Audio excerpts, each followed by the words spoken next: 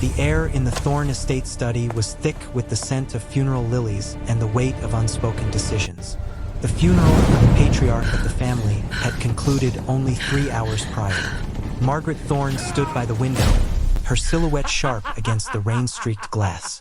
Her son, David Thorne, sat on the velvet sofa, adjusting his expensive watch. Anna Thorne remained in the corner of the room, her face pale and her hands calloused from 5 years of constant caregiving. For those 5 years, Anna had been the invisible pillar of the house. While Margaret traveled and David pursued speculative business ventures, Anna had managed the medication schedules, Come on, the get in oxygen there! tanks, No and the time, no terrifying time! late-night silences of Almost the done, dying hurry! father. Now, the silence was different. It was the silence of a looming legend. Margaret turned from the window and placed a hand on the stack of legal documents. The announcement was brief. The estate, the family accounts, and the mansion were to pass entirely to David. Margaret argued that David possessed the entrepreneurial spirit required to carry the family name into the future. Anna was told that her time as a caregiver had provided her with a stable roof for years, but that the world outside required a different kind of strength. Strength that David supposedly embodied. Anna asked about the 5 years of unpaid labor and the lack of savings. Margaret's response was cold. She stated that Anna was free to find a world that suited her literal and difficult temperament. David offered no support. He was already mentally spending the capital on a new luxury brand. Anna was permitted to take one suitcase and the old clothes of the father she had nursed until his final breath. As the heavy oak door closed behind her, the Thorne name was officially stripped from her identity. The transition from the mansion to the city was brutal. Anna took her grandmother's maiden name, Vance, and began a life defined by forensic auditing. While David's social media depicted a life of luxury and the launch of Lumiere, a brand of $400 artisan candles, Anna was in a dim office learning the anatomy of financial deception. She specialized in tracking money through shell corporations and identifying the precise moment a business began to eat itself from the inside out. Anna built Vance Holdings in the shadows. It was a company that bought distressed assets and specialized in quiet acquisitions. She did not seek out social circles or public validation. She sought leverage. Over the next decade, the data began to show a pattern. David's business was a hollow shell. To fund a lifestyle of galas and high-end cars, David had been leveraging the Oak Ridge estate. He had taken out multiple high-interest loans, betting that his vision would eventually turn a profit. It never did. The moment of collapse arrived when a local bank moved to liquidate a portfolio of failed commercial debts. Among the files was the mortgage for 14 Oak Ridge Lane. David had missed 4 consecutive payments. The son who had been chosen for his vision had effectively gambled away the family's ancestral home on a failed candle brand. Anna authorized the purchase of the debt immediately. She bought the mortgage, the secondary liens, and the personal notes tied to the Thorne name. An eviction notice was served to the estate. Margaret and David were given 30 days to vacate. They were desperate, reaching out to the anonymous investor for a reprieve. Anna's assistant offered them a trade: full cooperation in the asset transfer in exchange for 6 months of rent in a modest city apartment and the settlement of David's personal debts. They agreed to meet the landlord at the estate to sign the final surrender of rights. On the day of the meeting, the mansion felt colder than usual. The heating system had been neglected, much like the rest of the property. Margaret and David stood in the grand foyer, surrounded by boxes of designer clothes and empty candle molds. Sarah, David's wife, paced the floor, complaining about the small size of the apartment they were being moved to. David insisted that the investor was a miracle worker who would eventually see the value in a business partnership. A black SUV pulled into the gravel driveway. Anna stepped out, wearing a tailored black suit that cost more than David's remaining assets. She walked up the steps she had once scrubbed. When she entered the foyer, the silence was absolute. Sarah was the first to recognize her, her voice dropping to a whisper.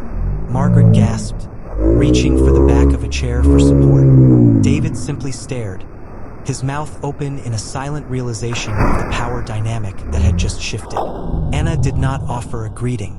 She placed a leather folder on the foyer table. She informed them that Vance Holdings was the owner of every shingle and every debt associated with the Thorne name.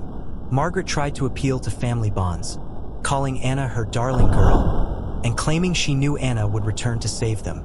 Anna's response was a recitation of facts.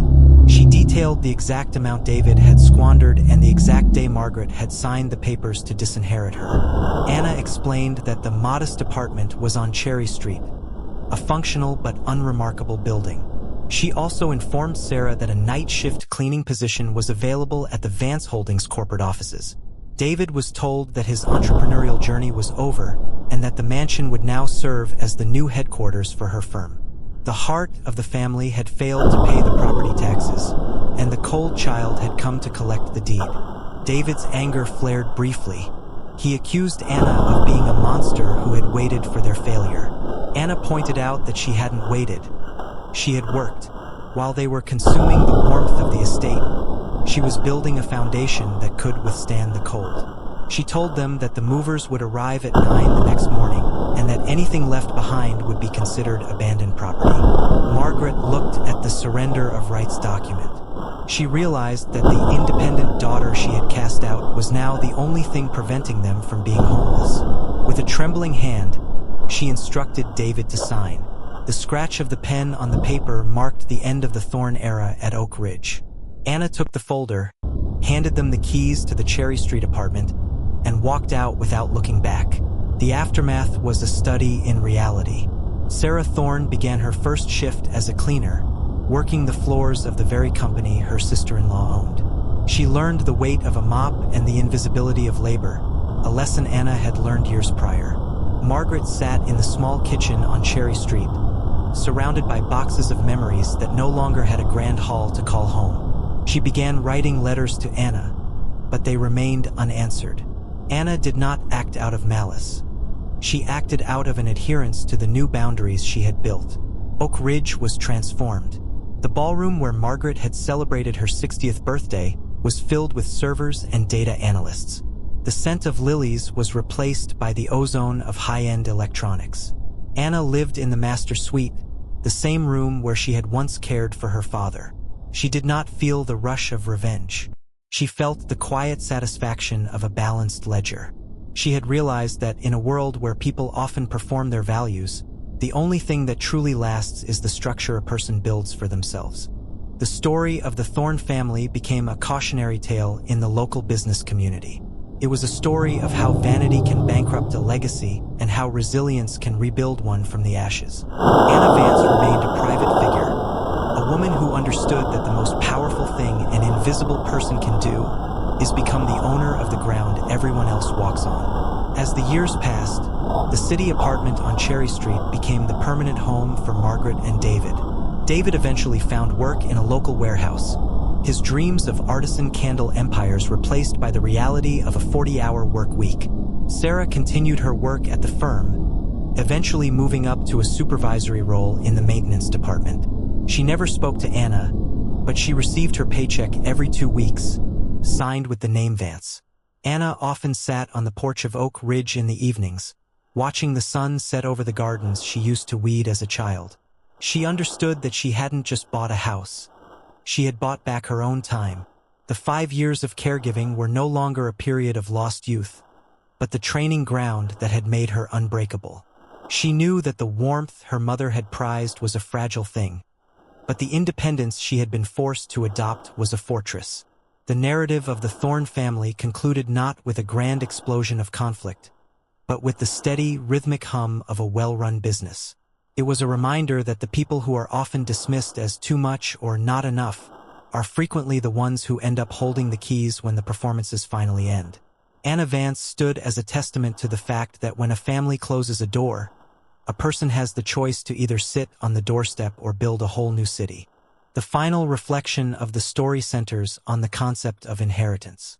Most people believe inheritance is something given, a gift of money, land, or titles.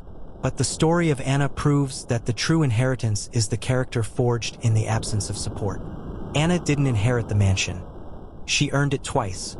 Once through the labor of love for her father, and once through the labor of her own intellect in the corporate world. Margaret Thorne, in her final years, often sat by the small window of the Cherry Street apartment. She would watch the black SUVs drive toward the outskirts of town, toward Oak Ridge.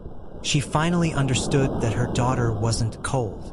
She was simply the only one in the family who knew how to survive a winter. The heart of the family had been a luxury they couldn't afford, while the logic of the family had been the only thing that saved them from the street. The legacy of Vance Holdings continued to grow, but the focus remained on the silent acquisitions. Anna preferred it that way. She knew that the most enduring power is the kind that doesn't need to shout to be felt. The estate at Oak Ridge remained a symbol of that power, a house that had once been a cage, then a prize, and finally, a home built on the truth. The story ends with a message to anyone who has ever been the black sheep or the invisible child. It is a reminder that the roles people assign to others are not permanent. A caregiver can become a CEO, a favorite son can become a cautionary tale, and a ghost can return to buy the graveyard. The only ledger that matters is the one a person writes for themselves, and the only house that stands is the one built on the solid ground of one's own resilience. The narrative concludes with the image of the Oak Ridge estate at night. The lights in the windows are steady and bright. There are no galas, no champagne toasts, and no dramatic announcements. There is only the quiet work of a woman who understood the value of her own time. The rain continues to fall against the glass, but inside, the structure is sound. The debt has been paid in full. The caregiver's debt was never about money. It was about the respect she owed to herself. The final lesson is that the world often confuses silence with weakness and independence with coldness. But as the story of Anna Vance shows, those who are comfortable in the silence are usually the ones who end up controlling the noise. The Thorne name faded into obscurity, but the Vance legacy became a permanent part of the landscape. It was a victory of substance over style, and a victory of the invisible child over the golden one. As the clock in the grand hall of Oak Ridge struck midnight, the sound echoed through a house that was finally, for the first time in its history, owned by someone who truly knew the cost of every brick. The performance was over. The truth remained. And in that truth, there was a peace that no amount of inheritance could ever buy.